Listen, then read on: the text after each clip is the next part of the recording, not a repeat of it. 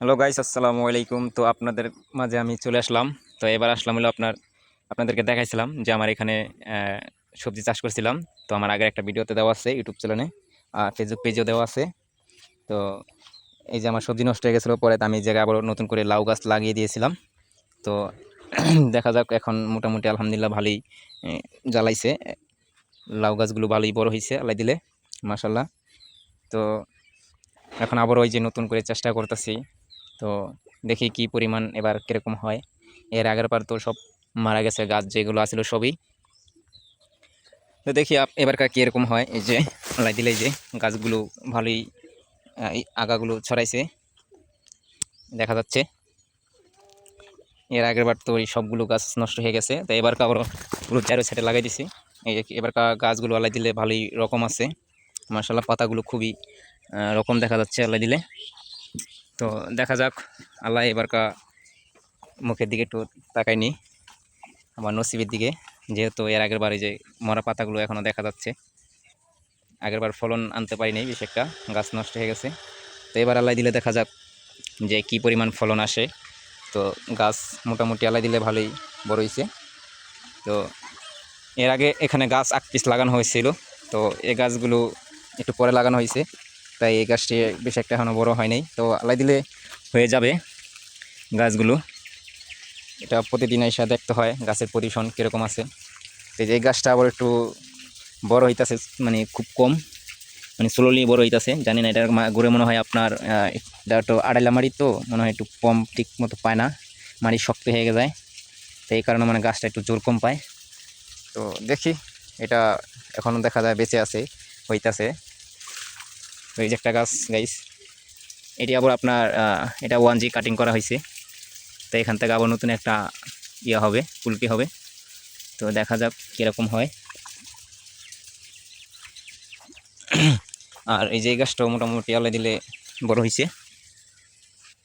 এই ওষুধ দিছিলাম, পাতা কি জানি খেয়ে ফেলায়, এই জন্য ওষুধ দিছি। তো এখন আবার একটু রকম হইতেছে আল্লাহ দিলে। যে গাছটা অল্প কিছু এখানে গাছ লাগাইছিলাম, আগে মারা গেছে, তো আবার নতুন করে লাগাই দিছি। তো এই গাছটা আল্লাহ দিলে বেঁচে গেছে। এই গাছটা ভালোই রকম আসছে আল্লাহ দিলে, মাশাল্লাহ। এই গাছ আবার বড় হলে এটা কাটিং করতে হবে।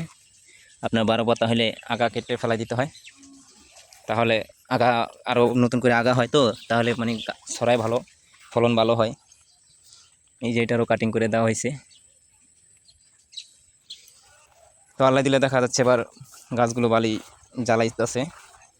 তো এই যে এই গাছটা কি হয়েছে, আইয়ো, এই গাছটা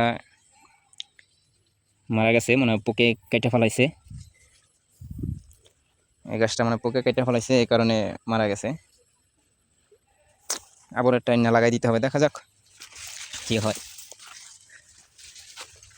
তো এটা হলো চতুর সাইডে ঝাঁকা দেওয়া, চতুর সাইডে না, মানে ওই একটা সাইডে আপনার খালি রাখা হয়েছে। ওই সাইডটা একটু গভীর, তো এই কারণে ওই সাইডটা কোনো কিছু করা হয়নি। শুধু এই 3 সাইডটা আর কি করা হয়েছে, যে এই সাইডটা আর হচ্ছে আপনার এই যে এই সাইডটা আর এই যে এই 3টা সাইড করা হয়েছে। আলাই দিলে যে এই গাছটা মোটামুটি পড়েছে, তো এটা 8 পিস লাগানো হয়েছে গাছগুলো।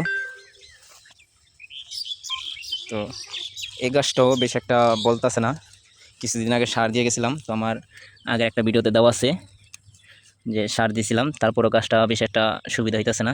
দেখা যাক তারপরও কি হয়। বালি মাটি, এই জায়গা একটু বালি মাটি, তো কমটা একটু কম পায়। যে গাছটা মোটামুটি আলহামদুলিল্লাহ বালি হয়েছে, ওইটার তুলনায় ওইটার এটা একসাথে লাগানো, তো এটা একটু বড় হয়েছে বেশি, ওইটা বড় হয় নাই। ওইটা মানে পুষ্টি কম পাইতেছে, মার্শাল্লাহ। এটাও ভালোই ডাঙর হয়েছে। তো ওইটা হচ্ছে, এটা একটু আগে লাগানো হয়েছে, একসাথে লাগাইছিলাম অনেকগুলো, কিন্তু মারা গেছে কিছু। তো এটা ফাঁকে ফাঁকে আবারও নতুন করে না লাগাই দেওয়া হচ্ছে, এই কারণে একটু 8 পিস হয়ে গেছে। এই যেটাও মার্শাল্লাহ দিলে ভালোই হইতেছে। এটা পাতা একটু লালচা লালচা দেখা যায়, মানে এই জায়গায় একটু ভিটামিন কম, মাটির জোরটা মনে একটু কম পাইছে। এখানে আবার গাছের একটা ছাওয়া আছে, রোদটা মনে হয় কারেক্টলিভাবে পায় না, এই যে এখান দিয়েও। তো এই যে গাছটা মোটামুটি, তো এটাও গাছের নিচে দেখা যাচ্ছে, ওইটাও গাছের নিচে।